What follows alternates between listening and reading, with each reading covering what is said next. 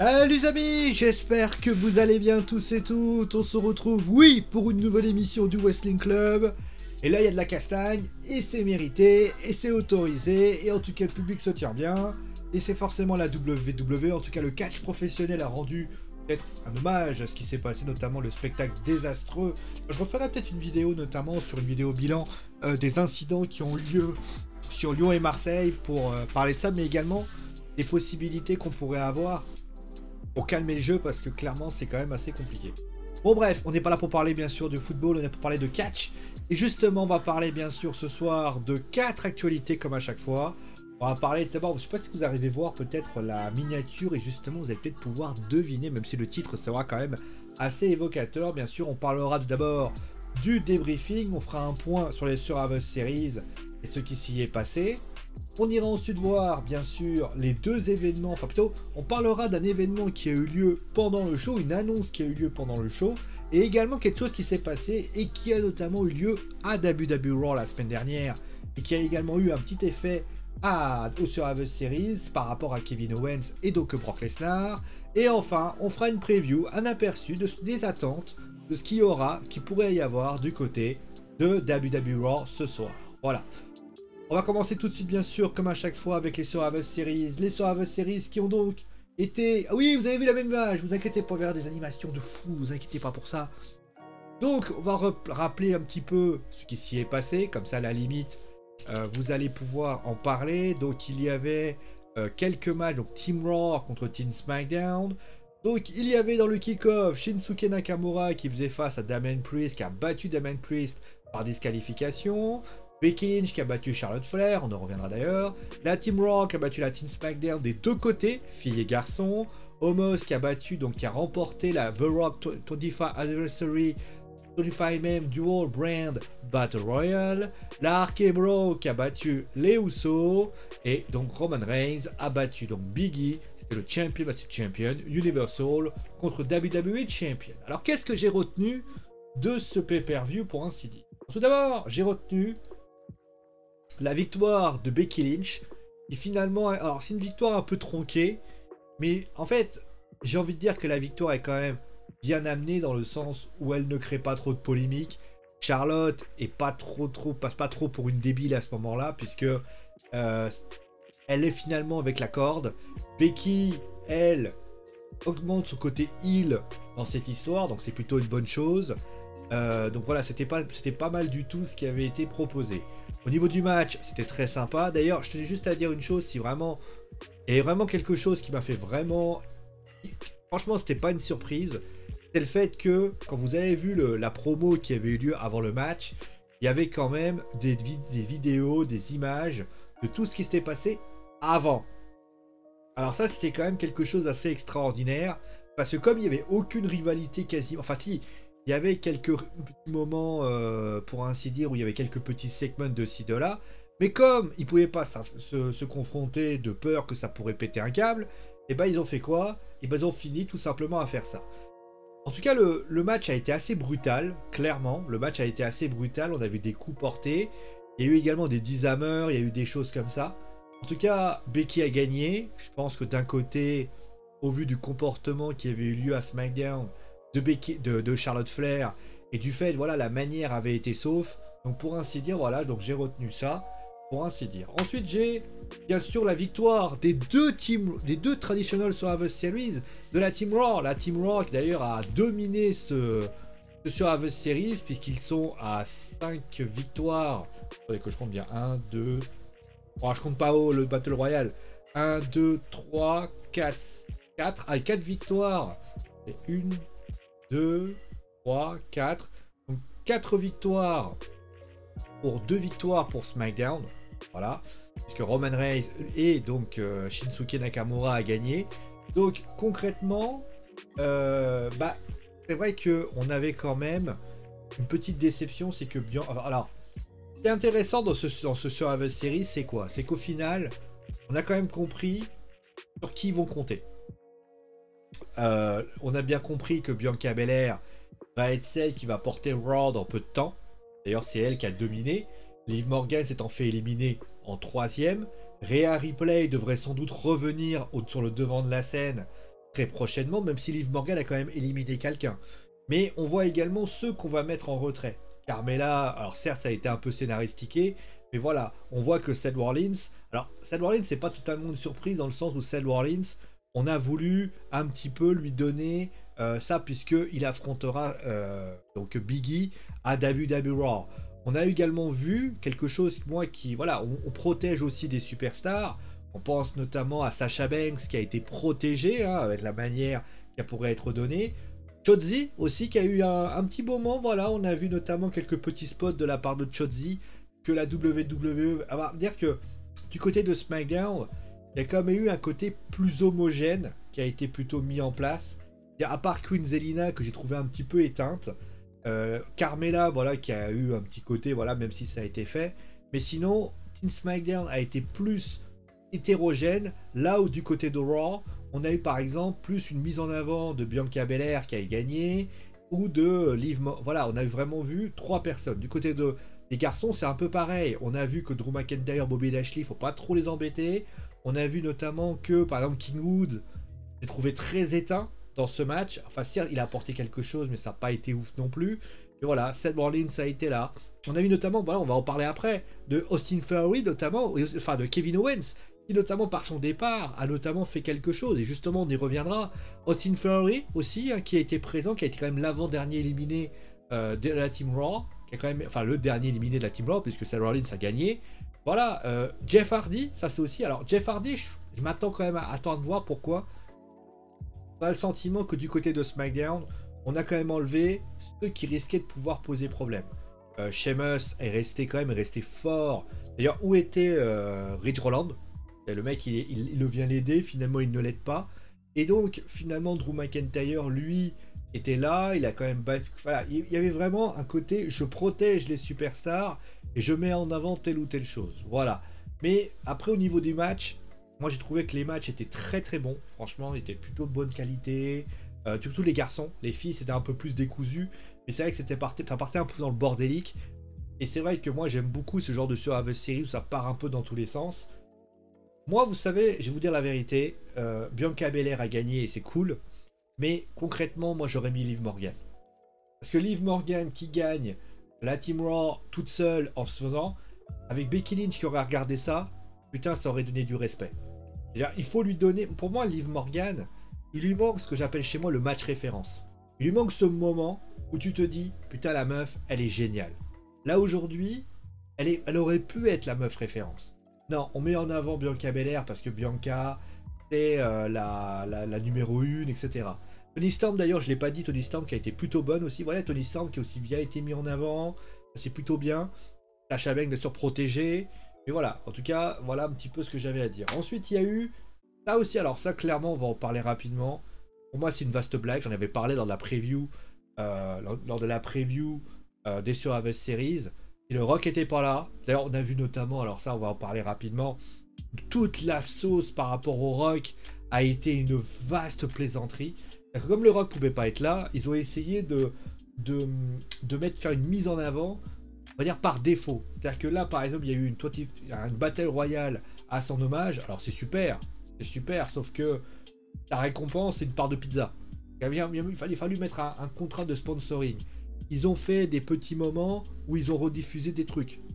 Très bien, mais le Rock était pas là. Ils ont fait un œuf. Parce que vous avez vu, tu sais, Vince McMahon, il a un œuf. Il perd cet œuf et le truc, il coûte des millions de dollars ou je sais pas quoi. Mais quel rapport avec l'œuf et le Rock? Moi, je me suis regardé comme ça, je me suis dit dans ma tête, pourquoi il a un œuf? Encore, il aurait eu, tu sais, une réplique de People Champ. Franchement, le Rock va aimer l'œuf. Ah bon?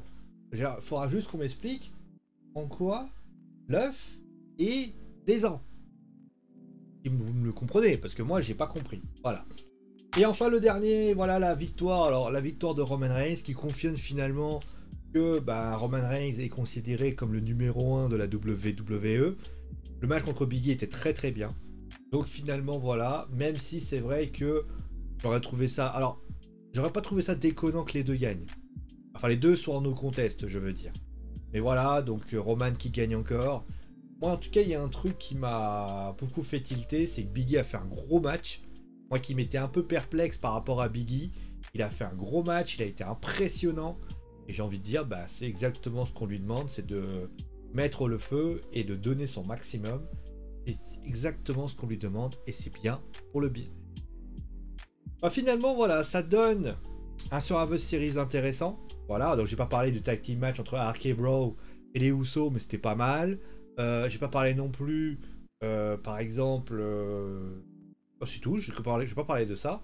Mais voilà, clairement, moi j'ai trouvé que le match de pay-per-view était pas mal. Voilà, le pay-per-view a donné quand même ses lettres de noblesse. Après, bien évidemment, moi je suis désolé, ça ne s'enlèvera pas le fait que les Survivor Series, quand tu mets une Team Raw contre une Team SmackDown, et que malheureusement la plupart des gens qui doivent être Team Raw ou Team SmackDown n'apparaissent pas, ça fait désordre. Ça fait vraiment désordre. Et j'ai été profondément déçu du comportement des superstars de la WWE, enfin des officiels, qui n'ont pas voulu littéralement, à part, je répète, à part Roman Reigns, qui s'est fait attaquer par Biggie et les Usos qui sont venus rendre la visite côté de Raw, il n'y a rien eu. Je veux dire, si Charlotte Flair fait pas ça, moderne-nous. Pardon, ouais, ça monte parfois. Donc, à un moment donné, voilà. Moi, de mon point de vue, j'ai trouvé que c'était pas bon. Et j'ai trouvé que c'était absolument pas talentueux par rapport à ça. Voilà. Bon, voilà. Mais malgré tout, le pay-per-view est bon. Le pay-per-view se regarde. Mais après, si tu veux pas te tâcher justement aux stories, tu vas apprécier. Sinon, le reste, tâche. On va passer à la suite avec finalement un événement, enfin 2 événements. On va parler déjà du premier événement. Et c'est finalement, on va parler plutôt du personnage de Kevin Owens. Parce que Kevin Owens a changé depuis une semaine. Voilà, il a décidé tout simplement de faire son heel turn. Alors certains disent qu'il fait un heel turn, pas un heel turn. En fait, ce qui s'est passé au Survivor Series, il est venu, il a demandé voilà, à participer, à être présent. Et à ce moment-là, il a commencé à péter un câble. Et puis il a quitté le ring, il a perdu par des comptes à l'extérieur. Alors, ça permet de parler un petit peu de Kevin Owens, qui est un personnage très sympathique. J'adore Kevin Owens, j'adore son capacité. Pour moi, Kevin Owens fait partie de ces lutteurs qui sont au talent indéniable. Et je trouve que la WWE, on ne l'utilise pas comme il le faut. Alors des fois, il apparaît, etc. Même en tant que face, hein, il aurait pu littéralement voler la situation. C'est un gars qui a un mix skill exceptionnel. Niveau technique, il est au-delà des espérances. On sait qu'il est en fin de contrat dans peu de temps. À un moment donné, est-ce qu'il va prolonger ou non? Ça, j'en sais rien. Maintenant, c'est vrai que Kevin Owens, il faut pas se leurrer. C'est un lutteur. Je pense que son heel turn, bah, finalement, ça peut que lui être bénéfique. Mais ça laisse malheureusement un sentiment que... Moi, je suis curieux de voir comment ça va se passer. Moi, je pense que Kevin Owens, ça va être... En fait, Kevin Owens doit être, je pense, un Stone Cold Steve Austin maintenant. Je pense qu'il doit être ce Stone Cold Steve Austin un peu badass, qui veut mettre des stunners à qui de droit. Il est ni heel, il est ni face. Pour moi, il est twinners. Il est là comme ça. Il fait des stunners. Il est là pour frapper. Il est là pour faire le mal. Il est là pour emmerder le monde. Les gens l'aiment pas, tant pis pour eux. Les gens l'aiment bien, tant mieux pour eux. Autrement dit, c'est un mec. En fait, il est là pour lui. Et c'est exactement ça que je veux voir. On le voit, il a été... en tant que face, il a perdu du temps. Perdu du temps parce que oui, il a eu un match de championnat. Mais on se souvient malheureusement de ce qu'il a fait avec Baron Corbin. Ça n'a pas été King Corbin où il a fini son face littéralement sur les rotules. Kevin Owens, ça a été intéressant, mais il n'y a pas eu... voilà, ça n'a pas été ouf du tout. Il a fait des bons matchs. Mais à SmackDown, ça a été compliqué. Il n'a pas été si prêt. Shane McMahon, qui devrait... Enfin, on va dire, il a fait notamment, bien sûr, la Team Raw. Mais concrètement, à part la victoire de Shane McMahon, la victoire qu'il a fait contre Seth Rollins, ça a été vraiment épisodique. Parce que sinon, il y a eu des blessures. Sinon, il y a eu des trucs comme ça. Mais je pense que ce gars-là a le potentiel pour être littéralement le plus grand catcheur de la WWE. Je le dis, et je pèse pas mes mots, je le dis. Mais malheureusement, il est comme ça. Voilà. Pour moi, s'ils le font devenir heel, il saura quoi faire. Mais il ne faut pas faire un heel de base, machin. Non, il faut le faire devenir twinners. Il faut qu'il soit un Stone Cold Steve Austin. Il a tellement le potentiel pour l'être. Il suffit juste que tu le fasses devenir, le faire devenir. Voilà. C'est comme ça. Donc Steve Austin, quand il était face au Rock, et ben finalement il devenait un espèce d'enculé. Et c'est exactement ce qu'il doit faire. Donc voilà, pour ainsi dire. Bon, on va passer à la suite avec donc, eh bah oui, on va parler bien évidemment d'un homme qui a donc fait son... On va parler plutôt de son retour. Voilà, c'est... Ah, pardon. Ah. C'est Brock Lesnar. Alors, Brock Lesnar, qui a donc, on va rappeler ce qui s'est passé. Donc, Paul Heyman marchait tranquillement au couloir. Et à ce moment-là, eh bien, Paul Heyman, Kayla Braxton, après lui avoir fait une crise cardiaque, lui annonce que Brock Lesnar a donc... On lui a levé sa suspension qui était donc de manière, on va dire, définitive, de manière indéterminée. Alors, clairement, c'est une idée à chier. Je le dis, c'est une idée à chier. Pourquoi? Parce que ça veut dire quoi? En fait, moi je comprends pas pourquoi. En fait, le truc c'est que soit Brock Lesnar. En fait, moi quand j'ai vu ça, j'ai entendu ça, je me suis dit, mais vous foutez de la gueule la WWE. Vous partez dans un délire comme quoi il faut. Adam Pearce se fait agresser par Brock Lesnar. Il décide de suspendre. Non, il suspend à un moment donné. Et au final, Brock Lesnar, on lui enlève sa suspension pour des raisons qu'on ignore. Moi, j'aurais préféré un truc, c'est que à un moment donné, il reste suspendu, mais que Vince lui dise, enfin, je veux dire, ce qui aurait pu se passer, c'est que Adam Pearce, à un moment donné, il aurait vu Brock Lesnar. On sait que Brock Lesnar va peut-être apparaître à un moment donné dans le public. Pourquoi ne pas attendre? Pourquoi tu n'attends pas? Pourquoi tu veux tellement que Brock apparaisse que... Pourquoi? Parce que les audiences sont pas bonnes? Parce que tu crois que tu vas mettre... Brock va pas réussir à faire... Enfin si, il va faire hausser les audiences. Mais au final, ça changera rien. Au contraire, un Brock Lesnar qui s'assoit dans les publics et qui prend son petit café, son petit soda et qui attend, ça aurait été tellement ouf. Non, vous avez un Brock Lesnar qui tout simplement fait ce qu'il veut. Alors, ce qu'il veut, c'est scénaristiquement, j'en parle. Hein. Mais on va dire Adam Pearce, il l'a suspendu, on lui enlève sa suspension. Il n'y a pas d'explication, il n'y a rien de concret. Alors peut-être qu'à Raw, on va l'expliquer. Mais concrètement, en fait, qu'il ne soit plus suspendu, ça ne me dérange pas. Par contre, il y a une chose qui me dérange, c'est le fait qu'on lui a enlevé sa suspension sans de raison précise. On lui a juste enlevé sa suspension parce qu'il va lui enlever sa suspension. Bah non, à un moment donné, ça marche pas comme ça. Dire vous, peut-être ça va marcher, mais moi ça ne marche pas. Voilà. Et donc on va terminer, bien sûr, avec je vous ai éclaté avec le clavier, bien sûr. Avec tout simplement la preview de WWE Raw. Et la fameuse grande question que tout le monde se pose, bien sûr, que peut-il se passer ce soir à WWE Raw? Et donc, eh bien, moi déjà, la première chose qu'on va décider de savoir, ce qui s'est passé avec l'œuf. Oui, Vince a dit qu'il irait bien, il va voir ce qui s'est passé à Raw. Si jamais le Rock apparaît, je vous jure que je pète un câble. Parce que s'il n'est pas foutu d'être là dimanche, pourquoi il était là pour être là lundi? Donc déjà, un. Ensuite... Est-ce que c'est un stratagème pour faire venir tout le monde et avoir un peu de hype? Voilà, mais de toute façon, est-ce que tu crois vraiment que les gens vont vouloir revenir parce qu'ils ont perdu son œuf? Donc voilà, on va continuer bien sûr à savoir comment la Team Raw va réagir. Bon, certes, ils ont gagné, mais comment vont-ils réagir à la déflexion, je pense que ça se dit, à la désertion, pardon, de Kevin Owens? Il va y avoir une réaction, comment les choses vont être faites, est-ce que Kevin Owens va être menacé? On va continuer bien sûr, là on va reprendre la rivalité entre Seth Rollins et Big E. Je pense que voilà, on va commencer à savoir justement comment ça va se passer. Kevin Owens va-t-il mettre son grain de sel par rapport à ça? Et je rappelle bien sûr que Charlotte Flair, Becky Lynch, va avoir sa rivalité avec Liv Morgan qui va continuer. Finalement, on va continuer les rivalités qui avaient eu lieu à la semaine d'avant. Et concrètement, là, on va pouvoir les justifier par rapport à ça. Donc, concrètement, moi, voilà un petit peu ce que j'avais à dire dans ce Raw. Est-ce que j'attends beaucoup de ce WWE Raw? Pas énormément. Voilà, je me dis que c'est un show. Le show va être sympatoche.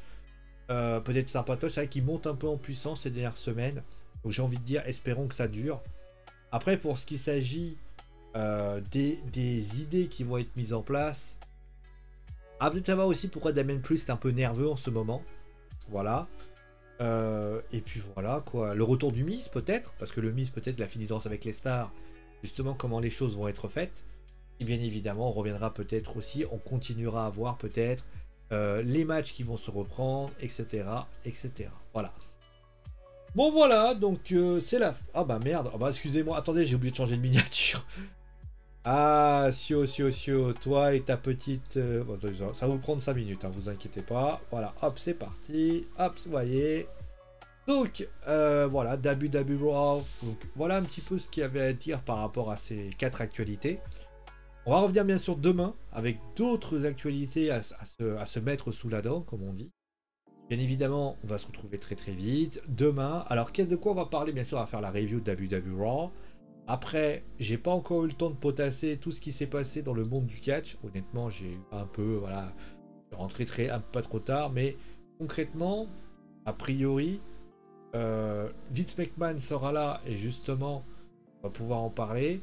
Et concrètement, on continuera peut-être à voir d'autres événements par rapport à ça. Voilà. Bon, allez, merci à vous tous d'avoir suivi l'émission. Portez-vous bien et on se retrouve donc demain pour plein de choses. Allez, prenez soin de vous les amis et ciao!